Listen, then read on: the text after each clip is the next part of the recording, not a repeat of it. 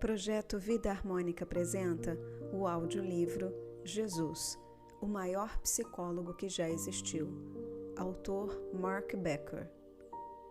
Primeira parte, capítulo 4. Entendendo o pecado e a psicopatologia. Um certo homem tinha 2 filhos, e o mais moço deles disse ao pai: Pai, dá-me a parte dos bens que me pertence. E poucos dias depois, o filho mais novo, juntando tudo, partiu para uma terra longínqua e ali dissipou os seus bens, vivendo dissolutamente. Caindo em si, disse: Vou partir em busca do meu pai e lhe direi: Pai, pequei contra o céu e contra ti. Mas quando ainda estava longe, o pai o viu e, comovido, lhe correu ao encontro, lançou-se-lhe ao pescoço e o beijou. O pai disse a seus criados: Rápido, alegremo-nos e celebremos, porque este meu filho estava morto e reviveu. Tinha se perdido e foi encontrado.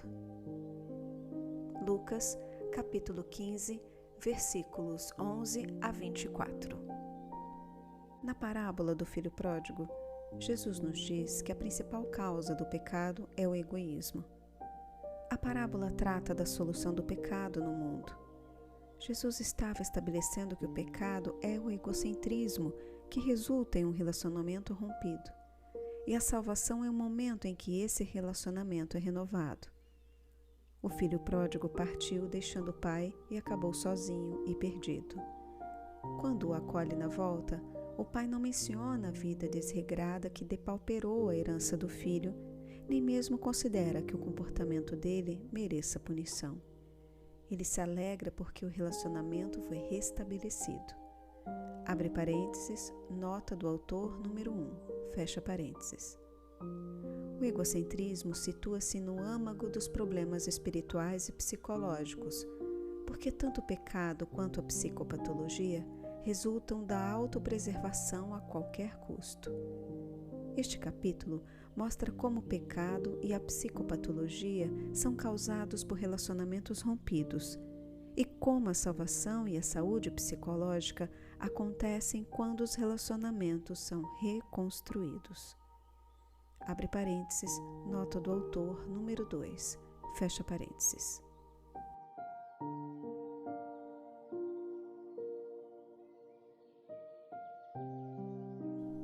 A patologia do egoísmo. Quem agarrar-se à própria vida, a perderá. Mateus, capítulo 10, versículo 39. Dora deixou de acreditar nas pessoas há muito tempo. Seus pais a desapontaram, seus amigos a decepcionaram e ela achou que Deus tampouco a ajudou. Dora passou a acreditar que quando queremos que uma coisa seja feita, temos que fazê-la sozinhos. Dora encara as outras pessoas como adversários. É como se ela estivesse competindo com todo mundo por causa de tudo, sempre querendo ter certeza de que não será enganada. O problema é que mesmo quando consegue evitar que os outros a enganem, ela ainda se sente lograda. Quando não temos com quem compartilhar as coisas, a satisfação de conseguir o que queremos não dura muito tempo. Dora construiu um muro de defesas para garantir que ninguém conseguirá se aproveitar dela. O que não percebe é que, além de impedir que os outros entrem, esse muro a mantém presa do lado de dentro. A verdade é que Dora se ressente de estar sozinha. Ao tentar evitar ser vítima dos outros, ela criou o próprio inferno. Procura se proteger desconfiando dos outros, quer curar suas feridas permanecendo isolada. Dora tem poucos amigos porque sua atitude é muito defensiva diante das pessoas e sua vida não parece ter significado porque ela não acredita em nada maior do que ela mesma. Dora age como se estivesse absolutamente certa do que quer e, em geral, é inútil discutir com ela a respeito disso. Mas sua fachada confiante e segura serve apenas para ocultar este sofrimento. Dora está tão ocupada em se defender que não sobra energia para construir coisas melhores para a sua vida. O que ela não percebe é que manter os outros à distância lhe dá uma falsa segurança, mas a impede de obter o que precisa para se sentir completa. Tanto do ponto de vista psicológico quanto do ponto de vista espiritual, Dora extraviou-se e, sem a ajuda das outras pessoas, será incapaz de encontrar o que realmente precisa. O ponto inicial, tanto da salvação quanto da saúde psicológica, é reconhecer que precisamos dos outros. Do ponto de vista espiritual, necessitamos de um relacionamento com Deus para sermos completos. De um ângulo psicológico, nossa saúde mental depende da nossa capacidade de nos relacionarmos bem com os outros. Se encararmos as outras pessoas como adversários dos quais precisamos nos proteger, nos tornamos defensivos e corremos o risco de prejudicar exatamente aquilo que estamos tão arduamente tentando proteger. Jesus ensinou que os seres humanos são seres essencialmente de relação. Ele frequentemente mencionava a importância da nossa relação com Deus e com os outros. Para Jesus, a saúde espiritual acontece quando os relacionamentos estão intactos e o pecado quando eles estão rompidos. Quando temos medo de que as nossas necessidades não serão satisfeitas, nos envolvemos em atos impulsivos de autopreservação ou em mecanismos de defesa para nos proteger. Esses mecanismos, infelizmente, tornam-se psicopatologia, que nos separa não apenas das outras pessoas, como também do nosso verdadeiro eu. Jesus declarou que os seres humanos não podem existir como ilhas. Os psicólogos afirmam que não podemos ser completos sem nos relacionarmos com os outros. Tanto o pecado quanto a psicopatologia resultam de atos desesperados de autopreservação que colocam o egoísmo no cerne dos nossos problemas espirituais e psicológicos. Princípio espiritual: o egoísmo é pecado e psicopatologia.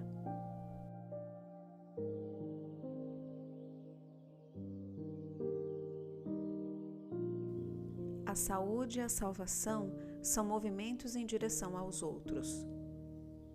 Assim como ouves o vento, mas não sabes de onde ele vem, o mesmo acontece com o Espírito.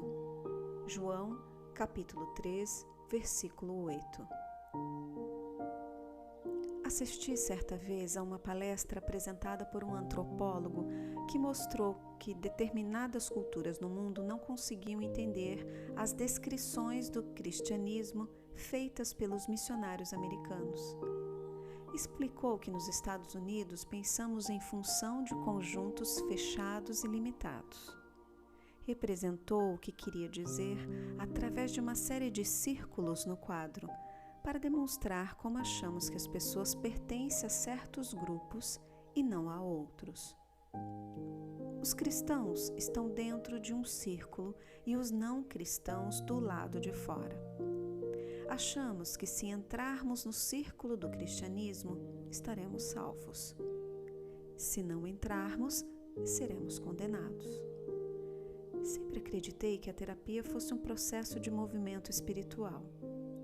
A presença de Deus não é mencionada na terapia, mas isso não impede que Deus crie movimento em nossa vida.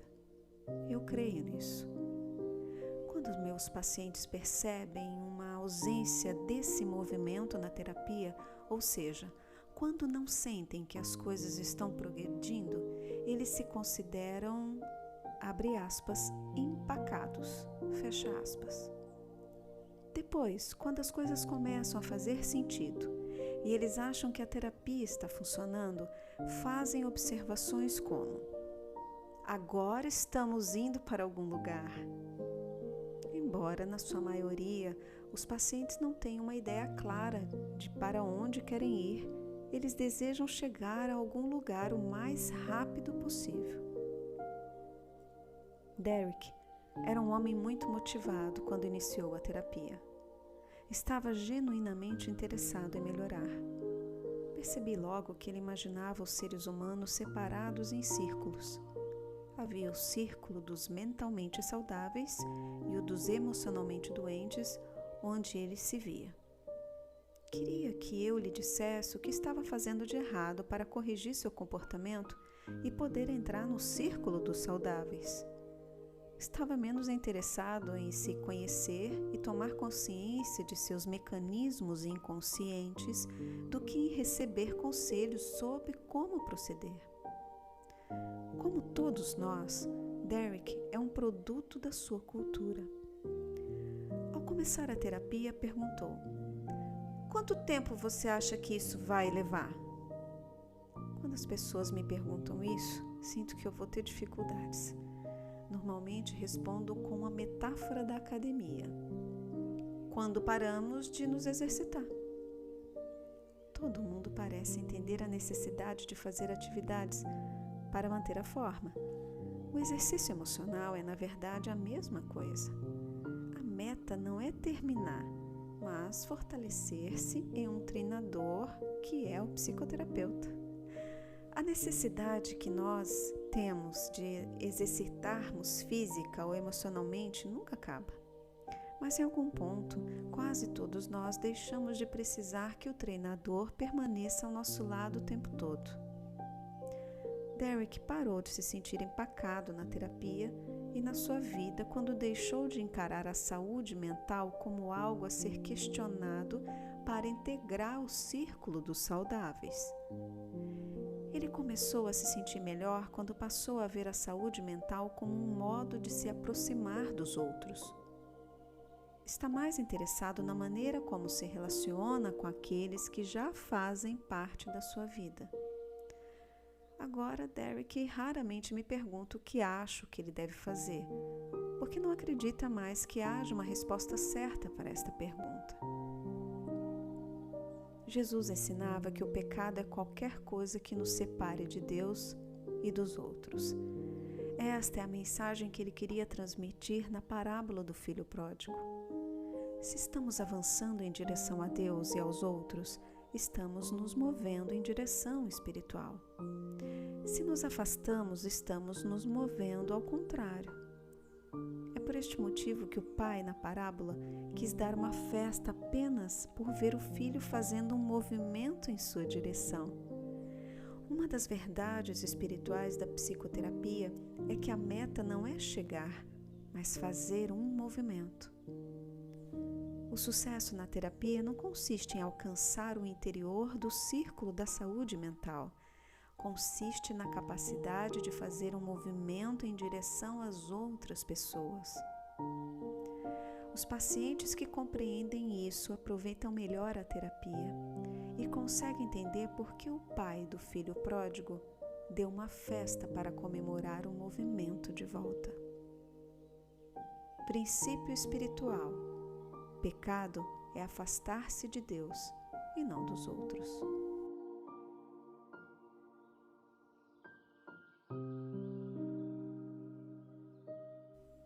O papel do arrependimento na terapia. Arrependei-vos e acreditai nas boas novas. Marcos capítulo 1, versículo 15. O Dr. Smith veio fazer terapia por causa de um ultimato da esposa. Ele era um cirurgião bem-sucedido, mas um fracasso como marido. Sua mulher vivia se queixando dele e via a terapia como uma oportunidade de mudar as coisas. Ele me procurou porque se sentia mal em seu relacionamento com ela e não sabia mais o que fazer. Os cirurgiões precisam ser muito precisos no seu trabalho. O Dr. Smith era enérgico com sua equipe de enfermagem por uma ótima razão. As pessoas podiam morrer se eles cometessem erros. Infelizmente, a mesma precisão e nível de exigência que faziam dele um profissional de sucesso estavam prejudicando seu casamento. Dr. Smith sentia-se mal porque a mulher era infeliz no casamento, mas considerava que as queixas dela ilógicas e não acreditava que fossem causadas pelo relacionamento dos dois. Ele era fiel, proporcionava uma vida confortável à família e estava sempre atento às necessidades dos filhos. Considerava-se uma pessoa aberta para mudar de opinião a respeito de qualquer coisa que estivesse aborrecendo a mulher, desde que ela conseguisse lhe mostrar onde o pensamento dele estava errado. A verdadeira terapia do Dr. Smith só começou muito tempo depois da nossa primeira sessão, quando já fazia vários meses que vinha regularmente ao meu consultório. Durante uma determinada sessão, quando discutíamos as queixas que a mulher tinha dele, o Dr. Smith explodiu, frustrado, dizendo o seguinte: "Por que ela não me deixa em paz? Será que terei que passar o resto da minha vida com alguém pegando no meu pé?" "Não sei", respondi. "Você sempre teve alguém na vida pegando no seu pé?" "Sempre", ele respondeu sem graça. "Nada que eu fazia era bastante bom para o meu pai e agora eu tenho que aguentar a mesma droga da parte da minha mulher. Porque todo mundo acha que eu tenho que ser perfeito."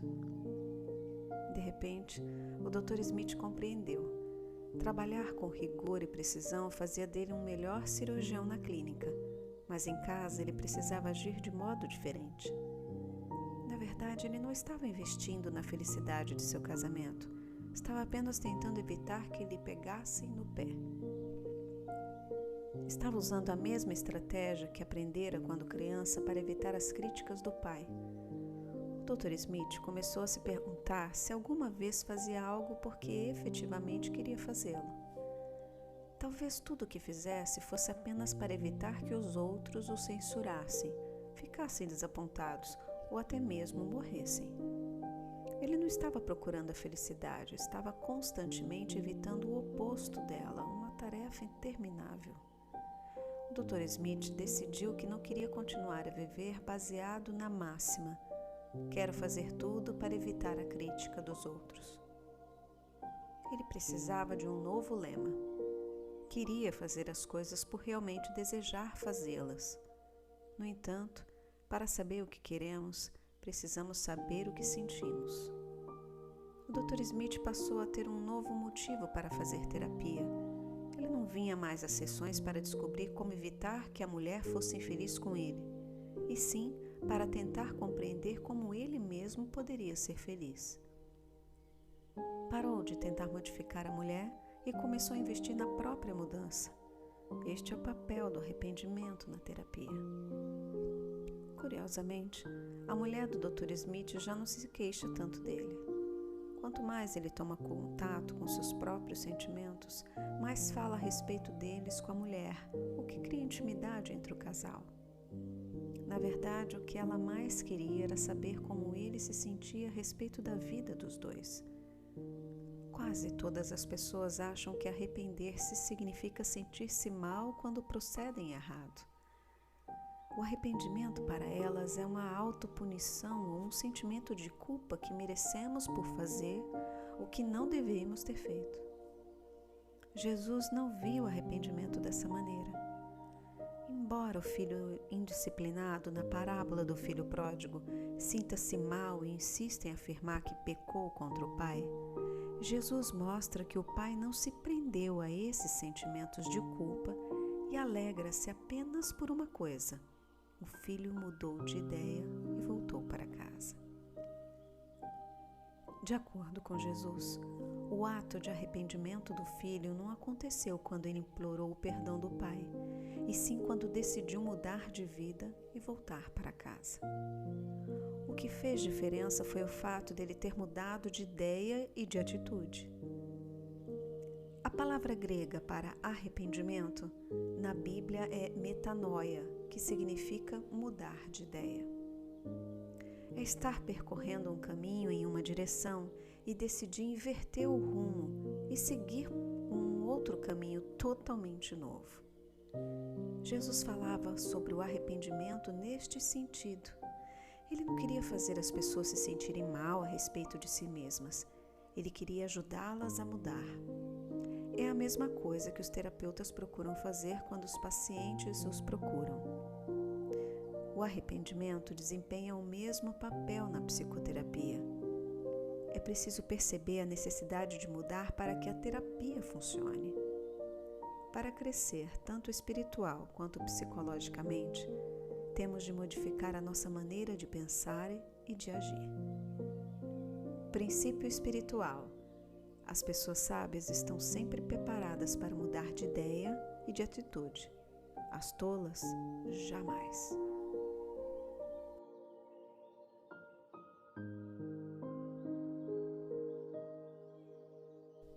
A verdadeira culpa versus a falsa culpa. Ele conscientizará o mundo do pecado. João, capítulo 16, versículo 8.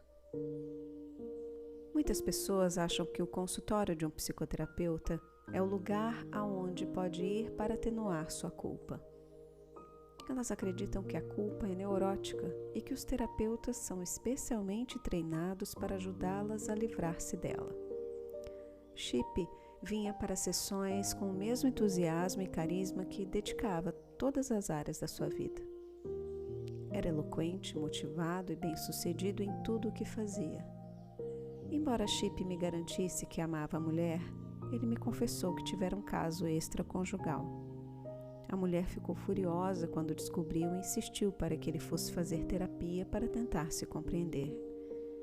Chip estava genuinamente perturbado com a possibilidade do seu casamento fracassar. Ele detestava o fracasso. Embora Chip tivesse deixado bem claro, tanto para mim quanto para a mulher, que estava se sentindo muito mal com o que fizera e que desejava que o seu casamento desse certo, tive dificuldade de ajudá-lo. Eu não compreendia bem a razão do seu mal-estar. Finalmente descobri que Chip de fato estava se sentindo culpado não com relação ao que havia feito, mas por ter sido apanhado. O tipo de culpa que Chip sentia não se baseava no remorso que experimentamos quando magoamos alguém que amamos, mas no medo das consequências por ter cometido um erro e estragado as coisas. Na verdade, o que Chip estava sentindo era uma falsa culpa. É difícil tratar a falsa culpa na psicoterapia, porque as coisas não são como parecem ser. Chip não conseguia admitir para si mesmo o verdadeiro motivo da sua culpa. Se conseguisse, ele admitiria que não acreditava que os homens fossem capazes de ser monogâmicos e que, abre aspas, pular a cerca, fecha aspas, de vez em quando era admissível. Mas não podia aceitar essas ideias porque sabia o que a mulher pensaria a respeito delas e tinha medo das consequências. Chip deixou a terapia alguns meses depois, sentindo-se muito melhor. Informou a mim e à mulher que aprendera muitas coisas a respeito de si mesmo. Mas no fundo, Chip nunca concordou comigo sobre a razão dos seus sentimentos de culpa. Ele costumava me dizer: não é ficar sentindo-se mal a respeito do passado, é aproveitar ao máximo o que se tem hoje. Minha mulher simplesmente vai ter que superar o problema e voltar a confiar em mim. Parece que Chip conseguiu evitar o divórcio, mas duvido que a mulher dele tenha voltado a sentir-se segura no casamento. Embora as coisas tenham parecido melhorar, tanto Chip quanto a mulher continuaram a viver com a sensação de que algo não estava bem resolvido. Embora Jesus tenha dito que não veio ao mundo para condenar, abre parênteses, João, capítulo 3, versículo 17, fecha parênteses. Ele acreditava que há momentos em que devemos nos sentir culpados. A partir da perspectiva dele, nem toda culpa é má. Abre parênteses, nota do autor, número 3, fecha parênteses. Jesus acreditava em 2 tipos de culpa. O que os psicólogos chamam de verdadeira culpa, ele chamava de culpa baseada no amor. O que chamamos de falsa culpa, segundo ele, era a culpa fundamentada no medo. A verdadeira culpa é o remorso que sentimos quando magoamos aqueles que amamos. Ela nos faz ter vontade de corrigir as coisas no nosso relacionamento com os outros. A falsa culpa é o medo da punição que está mais ligada à necessidade de nos protegermos depois que fazemos algo errado. A falsa culpa raramente beneficia o nosso relacionamento com os outros. Na verdade, ela em geral nos prejudica e nos torna pessoas de convivência mais difícil. Sentimos a verdadeira culpa quando nossos relacionamentos são importantes para nós e nos sentimos motivados a curar as feridas provocadas por nosso comportamento. É esse o tipo de culpa que Jesus queria que sentíssemos. Princípio espiritual. A culpa motivada pelo amor cura a mágoa. A culpa baseada no medo só faz escondê-la.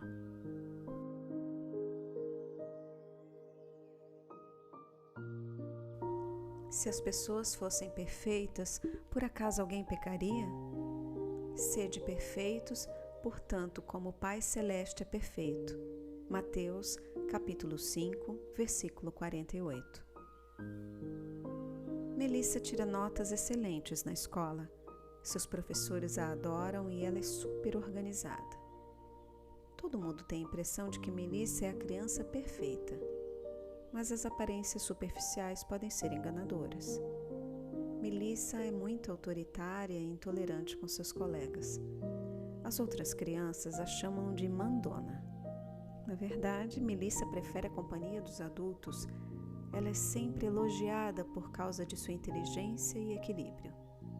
O que a maioria das pessoas não percebe é que o fato de Melissa parecer precoce para sua idade é, na verdade, uma necessidade de exercer o controle e ser aceita, o que encobre problemas mais profundos.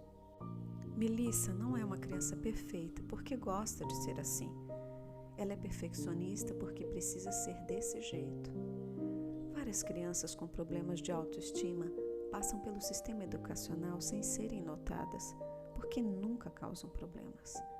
As crianças barulhentas e indisciplinadas é que são identificadas como problemáticas, ao passo que as excessivamente perfeccionistas sentam-se em silêncio nas carteiras e passam despercebidas.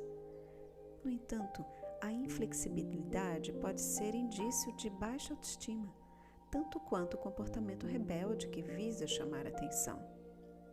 O perfeccionismo é apenas uma maneira socialmente mais aceitável de lidar com a baixa valorização. Parecer perfeito nunca foi sinal de saúde mental, bem ao contrário.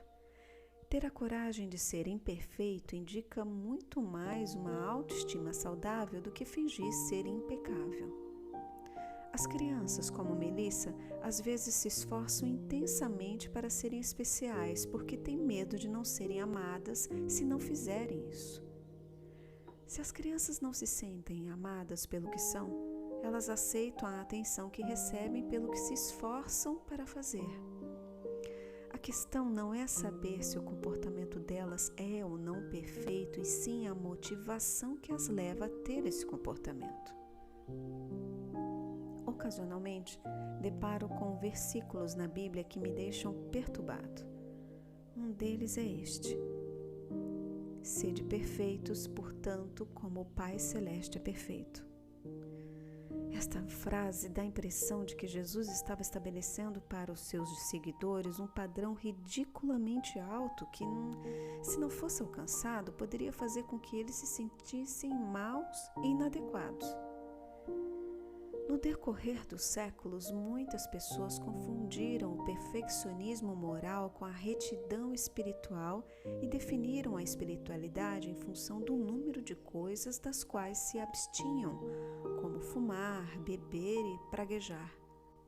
Mas às vezes são exatamente as pessoas que se empenham em parecer perfeitas as mais culpadas de pecado. A palavra grega traduzida como perfeito, nessa passagem também pode ser traduzida por maduro. Quando soube disso, eu me senti muito melhor. Sei que jamais serei perfeito, mas acredito que posso continuar a crescer. Ter maturidade significa reconhecer que vamos continuar a pecar, mas seremos capazes de rever nossas ações e corrigi-las. Fingir ser impecável é, na verdade, um sinal de imaturidade. Jesus não definiu a maturidade espiritual como a ausência de imperfeições, e sim como a presença da força. Eis como interpreto os ensinamentos de Jesus. Não nos sentimos mais amados porque somos perfeitos. Desejamos ficar mais maduros porque nos sentimos amados. Princípio espiritual. O perfeccionismo é uma máscara e não uma meta.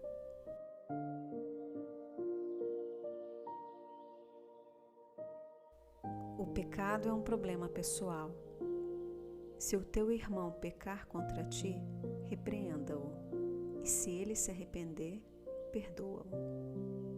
Lucas, capítulo 17, versículo 3. Jesus dizia que pecar significava cometer um erro. Abre parênteses, nota do autor, número 4, fecha parênteses. Mas ele estava mais interessado nos relacionamentos destruídos por causa dessas falhas do que nos erros propriamente ditos. Por isso, ele perdoava as pessoas com facilidade. Para ele, o relacionamento e não o erro era o problema principal. Layla e Carrie eram amigas e trocavam confidências a respeito da sua vida pessoal. Layla achava óbvio que as confidências ficassem entre as duas, por isso ficou indignada quando soube que Carrie tinha contado a uma amiga como os detalhes de uma experiência que ela lhe confiara. A intenção não fora de trair a amiga, mas Layla concluiu que não podia mais confiar em Carrie e passou a falar mal dela, como se estivesse tentando pagar na mesma moeda. A relação entre as duas ficou insustentável. Por mais que os outros amigos tentassem reaproximá-las, foi em vão. Ninguém, na verdade, sabia por que elas se detestavam tanto, mas estava claro que esta era a realidade. Layla e Carrie continuaram a alimentar a desavença porque estavam fazendo a pergunta errada. A questão não era quem começou a briga, e sim quem está fazendo com que a briga continue. Carrie tinha cometido um erro. Layla tinha o direito de estar magoada e zangada. Mas para Jesus, a questão ligada ao pecado não é o que foi feito no passado, mas as providências que podem ser tomadas hoje para resolver o problema. Layla e Carrie mantiveram o pecado ativo porque ambas estavam mais preocupadas em se proteger do que em corrigir o ressentimento existente entre elas. É inevitável que haja escândalos, disse Jesus. Portanto, tende cuidado. Lucas, capítulo 17, versículos de 1 a 3.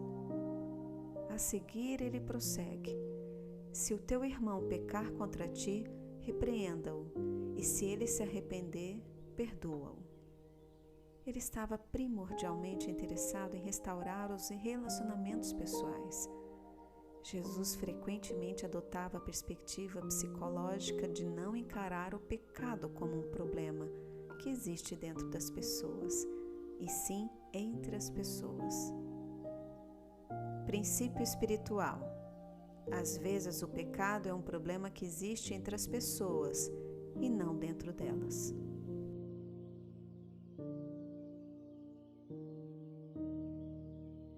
A salvação e a psicoterapia. Porque este filho estava morto e voltou à vida, estava perdido e foi encontrado. Lucas, capítulo 15, versículo 24. Acho que meu radar está quebrado, declarou Sara na nossa primeira sessão. Radar? Perguntei. Isso mesmo, é como eu chamo o mecanismo que me faz escolher os homens. Você pode dar um jeito nisso? Perguntou ela. Sara queria se entender, o que me deixou contente, pois essa atitude favorece os resultados da terapia. Mas não era positivo ela achar que tinha algum tipo de defeito.